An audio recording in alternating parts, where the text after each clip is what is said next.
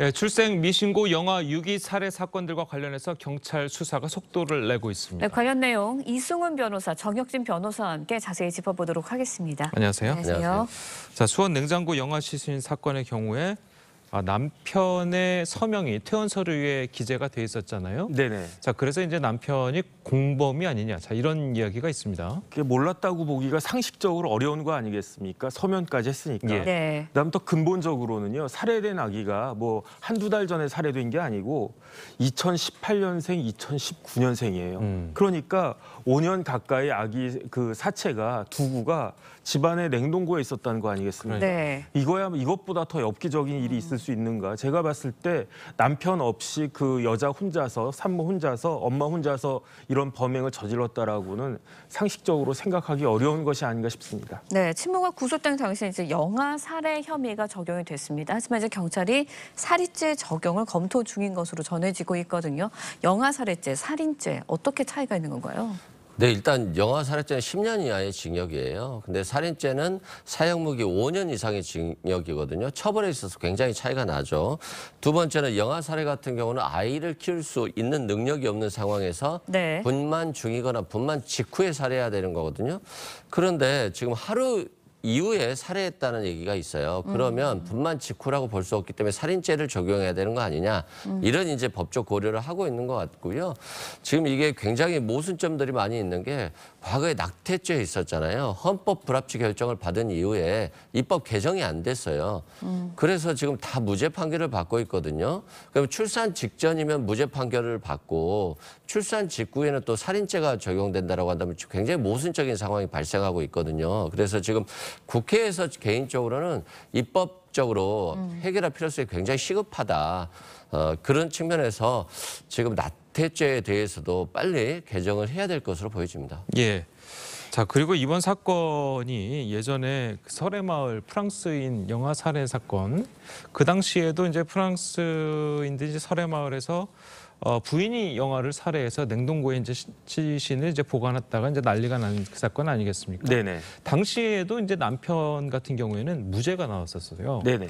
그래서 이번 사건도 혹시나 이 남편이 무죄가 나올 가능성이 있지 않느냐, 자 이런 이야기들이 있는데 당시와 지금의 차이점이 있다고 변호사님은 보십니까? 제가 봤을 때 그때 그 프랑스 마을 사건은 네. 죄송합니다. 그런데 그 이 사건 같은 경우에는 한국 사람들이었잖아요. 예. 그 다음에 이제 두구나 됐었고 더 중요한 건 뭐냐면은 이게 첫 번째, 두 번째 아기가 아니고 예. 넷째, 다섯째 아기란 말이에요. 그러니까 출산의 경험이 많은 그러한 부부였던 것이고 그 다음에 제가 그 기사를 확인을 해보니까 네. 출산 후에 예방 접종을 했어요. 1차 예방 접종을. 그런데 남편은 뭐라고 이야기를 했냐면은 아내가 임신한 것은 알았지만 그 낙태한 줄 알았다 이렇게 이야기했단 말이죠. 그런데 예방 접종까지 했던 그러한 그 아이를 어떻게 그 낙태한 줄 알았다라고 말을 할 수가 있겠는가? 그러니까 남편의 그 말 자체가 사실은 앞뒤가 안 맞는 그런 모순된 진술들이 많기 때문에 네. 제가 봤을 때 이번에는 남편도 같이 처벌될 가능성이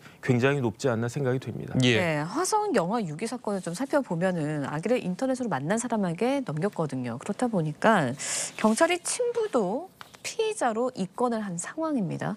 그래서 친모가 아이를 낳았는데 학생이었다는 거죠. 그래서 네. 아이를 경제적으로 키울 수 없었기 때문에 아이를 인터넷에서 만난 사람에게 넘겼다라고 했는데 그 자리에 친부도 있었다는 거예요. 그러면 아동복지법상 아동을 유기한 과정에 예. 같이 있었다는 거거든요. 그래서 공범이 될 수 있다는 것이고요.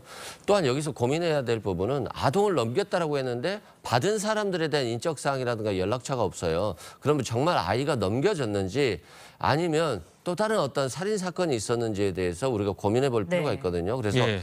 수사관들이 지금 휴대폰, 예전에 아이가 넘겨졌다라고 주장하는 식의 휴대폰까지도 포렌식을 하고 있습니다. 그래서 이 부분에 대해서는 수사가 좀 확대될 것으로 보여지고요. 수사를 통해서 정말로 아이가 넘겨진 건지 양육법을 위반해서 양육이 된 건지 아니면 살인 사건인지 여부를 확인할 것으로 보여집니다. 자, 이렇게 경찰들이 확인하고 있는데 네. 만약에 끝까지 아기를 못 찾으면 이 두 명은 어떻게 되는 겁니까? 그러면은 이 부부에 대해서는 마찬가지로 일단 살인 여부가 문제가 될 수 예. 있겠는데 예. 근데 일반적으로 살인죄 같은 경우에는요, 시신이 발견되지 않은 경우에는 그 범행이 입증됐다라고 보기가 어렵기 때문에 그런데 어쨌든 출산 기록이나 이런 것들은 있을 테니까 아동 유기죄가 될 것이고요. 네. 그다음에 이제 뭐 성인 남녀 3명이 아기를 데려갔다고 하지 않았습니까? 다행히 요즘은 이제 핸드폰이나 여러 가지 포렌식 해가지고 찾을 수도 있을 것 같은 생각이 드는데 우리나라에 어떤 법이 있냐면 입양 관련해 가지고는 민법에 기본적인 규정이 있는데 입양 특례법이 특별법으로 있어요. 그 입양 특례법에 따르면은 사람이 입양되고 하는 것은 굉장히 신분 관계에 중요한 그 영향을 미치기 때문에 아무한테나 입양을 보낼 수 있는 건 아니지 않습니까? 그러니까 가정법원에 허가가 있도록 되어 있고 가정법원의 허가를 받지 않고 이렇게 입양이 이루어지게 되면 그 입양 특례법에 따라 가지고 처벌받을 수도 있겠는데 어찌됐든지 간에 이렇게 최악의 그 불행한 사태는 없었어야 된다라는 생각이 들고요. 그다음에 이제 그 누가 아이를 데려고 간지에 대해서 경찰이나 수사기관에서 반드시 확인이 될 수 있었으면 좋겠다는 생각이 듭니다. 네, 이번 일들을 겪으면서 이제 입법제도에 좀 마련이 제대로 돼야 되지 않을까라는 생각이 드는데 국회가 이제 이르면 오는 30일 출생 통보제 또 보호 출산제 처리할 예정이라고 하거든요. 어떻게 다른 건가요? 네, 그래서 이게 좀 국회가 너무 직무를 유기한 거 아니냐 이런 비난을 받고 있는데요. 네. 출생 통보제 같은 경우는 예를 들어서 아동의 부모가 출생 신고를 안 하는 경우가 있잖아요. 그런데 의료기관이 지방자치단체에 직접 신고하는 경우가 있어요. 이런 것들이 출생 통보제인데 이 절차를 거치면 아동이 아예 자신의 신분이 없는 상태로 계속 있을 이유가 없잖아요. 그리고 또 아동의 어떤 살인 행위라든가 어떤 피해를 받는 경우, 아동 학대를 받는 경우를 배제할 수 있기 때문에 이런 출생 통보제는 신급하다고 보여지고요.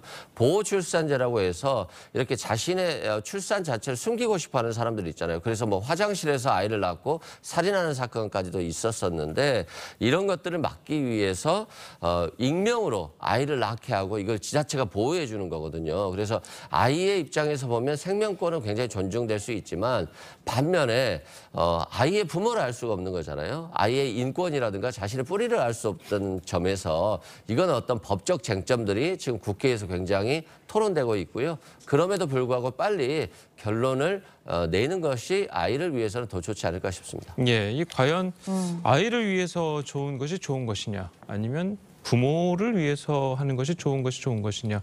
자, 이 문제가 이제 법 개정하는 데에서 어느 정도 이제 뭐 부딪힐 걸로 보이는데, 네네. 자, 변호사님 보시기에는 좀 어떻습니까, 이건? 일단은 이제 아이가 태어난 이후에는 아무리 부모가 아이를 출산했다고 하더라도 그 자체로 존중받아야 될 생명 인격체이지 뭐 부모에 의해서 좌지우지되는 그런 생명체는 아니지 않습니까? 그러니까 뭐 부모의 그 권리보다도 아이의 생명권이 가장 우선되어야 되는 것이 아닌가 일단 그런 생각이 들고요. 예. 그다음에 어쨌든 이번 사건이 수사 단서가 됐던 게 네. 감사원이 보건복지부를 감사하는 과정에서 이게 찾아낸 거란 말이죠. 네. 그렇기 때문에 어쨌든 우리 사회에서 21세기에 이런 말도 안 되는 비극적인 일들이 자행되고 있었다는 것이니까 그 뒤늦게라도 이 부분에 대해서 제대로 된 제도의 정비가 있어야 될 것 같고요. 그다음에 이제 영아 살해죄는 우리나라 형법에서 삭제가 돼야 돼요. 이런 영아 살해죄가 남아있는 나라가 거의 없습니다. 그러니까 이런 부분들이 종합적으로 고려가 돼야 되는 것이 아닌가 하는 생각이 듭니다. 그럼 영아 살해죄는 없어지되 대신 또 이런 일이 벌어지면 그냥 살인죄를 적용해야 된다는. 어차피 살인죄에서 그 판사가 양형을 할 때 재반 사정을 다 고려해가지고 양형을 하는 거거든요. 그렇기 때문에 그 정도로 고려하면 되지. 요즘 영아 살해죄라고 하는 거는 조산사가 집에서 애를 낳을 때 그럴 때 문제가 됐었던 건데 요즘 우리나라 뭐 지금 인구가 20만밖에 태어나지 않는다고 해도 1% 이하의 그 사람들만 병원 밖에서 태어나는 거기 때문에 영아 살해죄가 일어난 경우 자체가 굉장히 희박할 거라고 생각이 됩니다. 알겠습니다. 자, 오늘 두 분 변호사님 말씀은 여기까지 듣겠습니다. 잘 들었습니다. 고맙습니다. 고맙습니다.